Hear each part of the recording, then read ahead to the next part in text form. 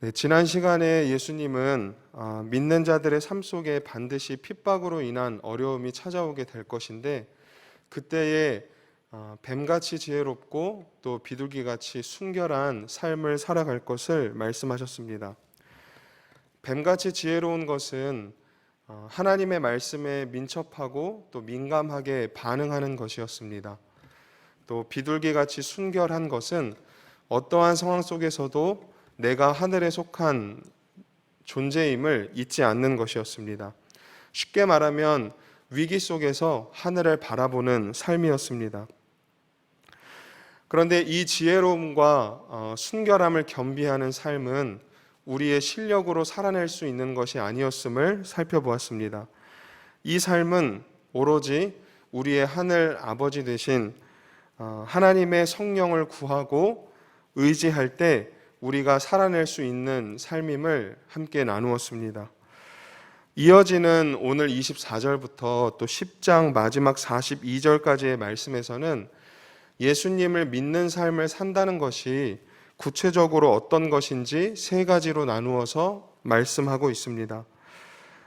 여기에서 핵심은 결국은 예수님을 믿는 사람들이 예수님과 하나가 되어야 한다는 것인데 오늘은 먼저 24절부터 33절까지의 말씀을 통해서 그 세 가지 중에 첫 번째인 두려워할 분을 두려워하는 삶에 대해서 함께 나눠보도록 하겠습니다. 24절부터 25절 말씀입니다. 제자가 그 선생보다 또는 종이 그 상전보다 높지 못하나니 제자가 그 선생 같고 종이 그 상전 같으면 족하도다. 집주인을 바알세불이라 하였거든 하물며 그 집 사람들이랴. 예수님은 먼저 제자들이 예수님을 믿는 것으로 인해서 핍박을 당하게 될 때 그들이 예수님과 하나로 취급받게 될 것을 말씀하고 계십니다. 24절의 말씀처럼 제자는 스승보다 높을 수 없습니다. 그리고 종은 주인보다 결코 높을 수가 없습니다.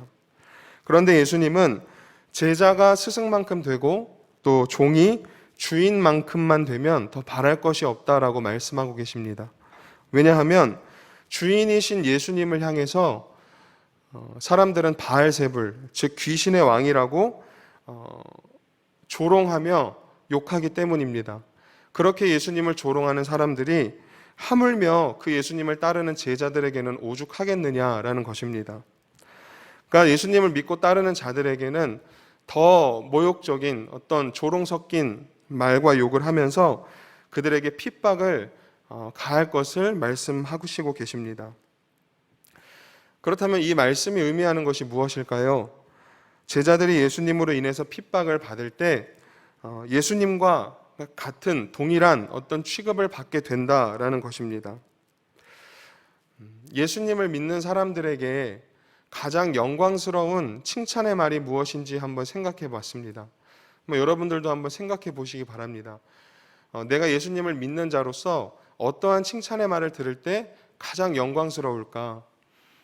생각해 보면 예수님을 닮았다는 말을 들을 때 그 칭찬이야말로 믿는 자들에게 가장 영광스러운 칭찬의 말이 되지 않을까라는 생각이 듭니다. 일반적으로 생각해 봐도 내가 가장 사랑하고 또 존경하고 아끼는 사람, 내 전부와도 같은 사람이 있습니다. 저를 쉽게 예로 들자면 저에게는 부모님, 그리고 아내, 그리고 엘린이가 될 수 있습니다. 근데 누군가 저에게 부모님을 정말 이렇게 똑 닮으셨습니다 라거나 아니면 목사님은 사모님과 웃는 모습이 정말 너무나 닮았습니다 라든지 아니면 엘린이는 누가 봐도 목사님 딸이네요 라는 어떤 그런 말씀들을 해주시면 그 말을 들을 때 제 기분이 참 좋습니다. 그런데 그것보다 더 영광스럽고 더 마음에 기쁨을 주는 큰 칭찬의 말은 바로 예수님을 닮으셨습니다 라는 말이라는 것입니다. 왜냐하면 예수님은 저를 포함해서 우리 모두가 가장 사랑하는 분이시고 또 이 세상 무엇과도 바꿀 수 없는 분이시고 우리가 정말 평생을 다해서 닮기를 원하고 또 따르기를 원하는 분이시기 때문입니다. 그래서 아마도 우리의 마음속에는 예수님을 닮은 사람, 예수님처럼 사는 사람, 이러한 사람을 우리의 마음에 가장 부러워하지 않을까라는 생각이 들기도 합니다. 예수님은 잘 아시는 대로 이 땅에 계실 때 많은 핍박을 당하셨습니다. 때문에 예수님을 닮고 또 예수님의 길을 따르는 사람이 그 예수님께서 핍박을 받으셨던 것처럼 세상으로부터 또 믿지 않는 자들로부터 핍박을 받게 되는 것은 매우 당연한 일입니다. 핍박을 받는다는 것은 곧 예수님과 동일한 대우를 받는다는 것입니다.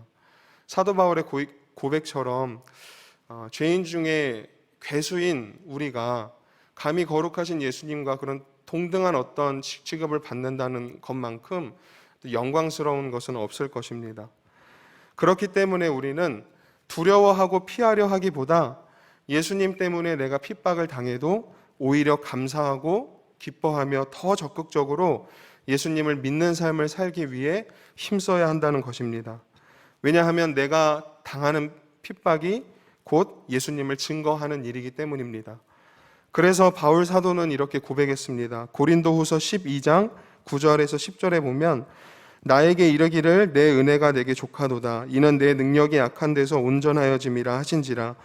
그러므로 도리어 크게 기뻐함으로 나의 여러 약한 것들에 대하여 자랑하리니 이는 그리스도의 능력이 내게 머물게 하려 함이라. 그러므로 내가 그리스도를 위하여 약한 것들과 능욕과 궁핍과 박해와 곤고를 기뻐하노니 이는 내가 약한 그때에 강함이라 라고 고백했습니다. 예수님을 위해 핍박당하는 일을 기뻐한다라는 것은 말처럼 쉬운 일은 아닙니다.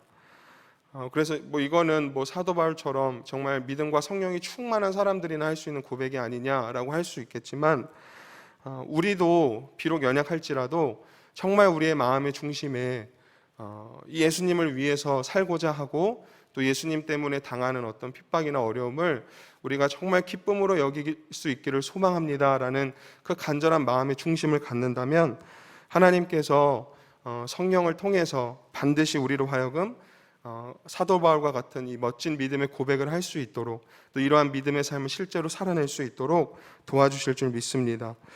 오늘 본문 26절에서 예수님도 말씀하셨습니다. 그런즉 사람들을 두려워하지 말라. 감추인 것이 드러나지 않을 것이 없고 숨은 것이 알려지지 않을 것이 없느니라 하셨습니다. 예수님이 이 땅에 태어나심으로 본격적으로 시작된 이 하나님의 구원 사역은 베들레헴이라는 어떤 작은 마을, 그 마을에 있는 마국간의 마을 구유에서 감추어진 채 은밀하게 시작이 되었습니다. 또 예수님의 공생의 사역을 봐도 예수님은 그 예수님께서 행하시는 어떤 이적들과 기적들이 사람들에게 막 알려지기를 원하시는 않으셨습니다. 성경은 천국은 마치 감추인 보화와 같다라는 말씀을 우리에게 주기도 합니다. 그런데 우리가 살아가는 이 시대는 지금은 예수님이 어떤 분이신지 또 예수님께서 제자들에게 당시에 가르치셨던 그 말씀의 의미들이 어떠한 것들인지 또 천국은 어떤 곳인지 하나님은 어떤 분이신지에 대해서 너무나 분명하게 드러나 있습니다. 하나님이 창조하신 천지 만물들을 통해서 특별히 이 성령의 감동으로 기록된 하나님의 말씀인 성경을 통해서 그 진리들이 너무나 분명하게 드러나 있습니다. 그래서 성경은 우리가 하나님 앞에 설 때에 우리 하나님을 알지 못했습니다라고 하나님을 알 수 있는 방법이 없었습니다라고 핑계치 못한다라고도 말씀하기도 합니다. 사람들을 두려워하지 말라. 감추인 것이 드러날 것이고 또 숨겨진 것이 드러나게 될 것이다라는 예수님의 말씀은 예수님이 십자가 죽음의 그 고난의 길을 걸으셨지만 마지막에는 부활의 영광에 들어가셨던 것처럼 결국 예수님을 위해서 고난받고 또 핍박당하는 일을 핍박을 당하는 모든 믿는 사람들은 현재에는 그 십자가 길을 걸어가고 있을지라도 반드시 마지막에는 주님의 부활에 참여하는 영광의 날을 맛보게 될 것을 예수님은 말씀하십니다. 그래서 두려워하지 말라라고 말씀하시는 것입니다. 그런데 우리에게 주어진 이 믿음의 삶을 살아갈 때 그 과정 속에서 때로는 우리에게 이런 연약한 생각이 찾아올 때가 있습니다. 내가 예수님을 위해서 내 자신을 희생한다고, 그 핍박과 고난을 받으며 십자가 길을 걸어간다고 해서 그 일을 누가 알아줄까? 오히려 내가 예수님처럼 살려고 하면 나를 더 이상하게 사람들은 바라보는데, 또 나를 향해서 어떤 조롱 섞인 말이나 어떤 핍박을 가하면 내 마음만 어렵고 힘든데, 그냥 나도 다른 사람들처럼 적당히 타협하면서 나를 위해서 내 마음에 좋은 일을 하고 그렇게 만족하면서 살아도 되지 않을까? 이런 어떤 연약한 마음이 우리에게 찾아올 때가 있습니다. 그리고 이러한 연약한 마음이 찾아오면 그로 인해서 우리는 믿음으로 사는 일에 더 두려움을 갖게 됩니다. 그래서 예수님은 오늘 본문 27절에 믿는 자들이 오히려 어두운 데서 말하는 것을 담대하게 빛 가운데에서 말하며 귓속말로 들은 것을 지붕 위에 올라가서 당당히 외쳐야 한다라고 계속 강력하게 권면하시며 말씀하고 계십니다. 예수님께서 이렇게 말씀하시는 이유는 결국 우리는 두려워할 분을 두려워해야 하는 존재이기 때문입니다. 하나님을 두려워하며 살아야 하는 존재라는 것입니다. 28절 말씀입니다. 몸은 죽여도 영혼은 능히 죽이지 못하는 자들을 두려워하지 말고 오직 몸과 영혼을 능히 지옥에 멸하실 수 있는 이를 두려워하라. 핍박을 받는 입장에서 핍박을 가하는 사람들에 대해서 두려움을 느끼는 것은 너무나 당연한 일입니다. 왜냐하면 그들은 우리의 몸을 죽이는 일을 하는 자들이기 때문입니다. 그런데 하나님은 우리의 몸뿐만 아니라 영혼까지도 함께 지옥에 던져 멸망시키시는 분이라고 오늘 본문은 말씀하고 있습니다. 또 오늘 본문에 기록되어 있지는 않지만 성경을 보면 하나님은 우리를 죽음에서 다시 일으키시고 살리시고 부활하게 하시는 하나님이십니다. 우리가 하나님만을 두려워해야 할 이유가 바로 여기에 있는 것입니다. 하나님을 두려워하지 않는 사람은 세상 사람들을 두려워하여서 믿음의 삶을 온전히 살아내지 못합니다. 그러면서도 이 믿음의 삶을 또 완전히 버릴 수는 없기 때문에 결국 우리가 지난주에 함께 나눴던 것처럼 순결을 잃어버린 지혜, 즉 간교함으로 살아가게 됩니다. 경건의 모양은 갖추었으나 경건의 능력은 나타나지 않는 형식적인 신앙인의 모습을 살아가게 된다는 것입니다. 그렇게 되면 자신뿐만 아니라 정말 신실한 믿음으로 살아가는 그리스도인들, 또 교회에까지 세상 사람들로 하여금 어떤 조롱 섞인 말을 듣게 한다는 것입니다. 결국 주님의 영광을 가리게 된다는 것입니다. 그리고 이러한 사람들은 자신의 행위대로 하나님 앞에 서게 될 때 심판을 받게 될 것입니다. 이 사실을 기억하시고 하나님만을 두려워하는 삶을 살아가는 저와 우리 모든 청년분들의 삶이 될 수 있기를 간절히 축원해 드립니다. 그렇다면 하나님을 두려워하는 삶이란 구체적으로 어떠한 삶을 의미하는 것일까요? 오늘 본문에서 이 두려워하다로 번역된 헬라어 원어는 포베오라고 하는 단어입니다. 이 포베오라고 하는 단어는 우리가 하나님에 대해서 어떤 공포심을 가지고 하나님을 무서워하는 것을 말하는 것이 아닙니다. 하나님을 두려워한다라는 것은 이 포베오라고 하는 의미는 무엇이냐면 경외심을 다해서 하나님을 예배하고 섬기는 것을 말합니다. 그러니까 우리에게 어떠한 상황이 주어져도 정말 하나님을 경외하는 그 마음을 온전히 하나님 앞에 쏟아내면서 하나님을 적극적으로 예배하는 삶을 말하는 것이고, 또한 이것은 하나님 앞에 정말 충성을 다하는 마음을 가지고 하나님의 모든 말씀에 청종하고 또 그 말씀에 순종하며 살기를 적극적으로 힘쓰는 것을 말합니다. 이것이 바로 하나님을 두려워하는 자의 삶의 모습이다라는 것입니다. 반대로 세상을 두려워한다라는 것, 그리고 예수님을 부인하며 예수님을 향해 바알세불이라는 조롱 섞인 말을 하는, 또 믿는 자들을 핍박하는 사람들을 두려워한다라는 것은 결국은 그들을, 또 세상을 경외하는 마음으로 예배하고 또 섬기고 또 그들의 소리를, 또 세상의 소리를 듣고 그 말을 따라 사는 것을 의미합니다. 이것은 달리 말하면 우상 숭배인 것입니다. 하나님을 두려워하는 사람은 세상 앞에 흔들리지 않습니다. 그들이 조롱하고 핍박해도 하나님을 예배하고 섬기는 일에, 또 하나님의 말씀을 청종하고 그 말씀을 따라 순종하며 사는 일에 흔들림이 없습니다. 이 사람들은 핍박으로 인한 어려움이 주어지면 하나님을 더 찾게 됩니다. 왜냐하면 자기가 경외심을 다해서 예배하고 섬기는 하나님, 또 자기가 정말 청종하고 순종하는 그 하나님이 어떤 분이신지를 너무나 잘 알고 있기 때문입니다.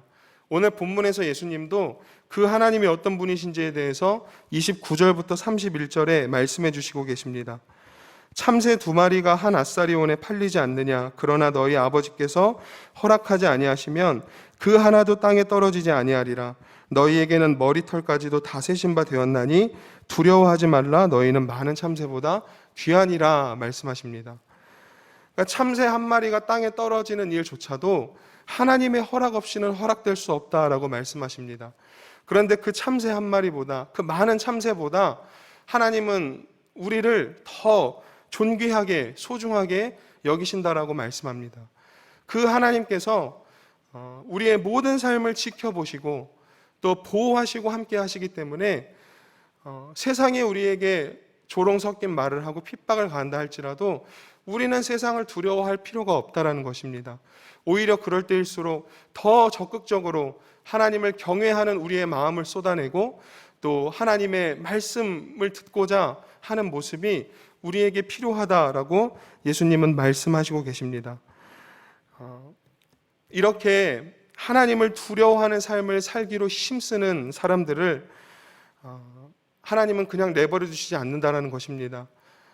아버지의 성령을 보내주셔서 함께하게 하시고 또 말씀을 깨닫게 하시고 말씀 안에 붙들린 삶을 살게 하시며 그렇게 하나님을 두려워하는 삶을 더 힘있게 살아갈 수 있도록 도와주신다라는 것입니다.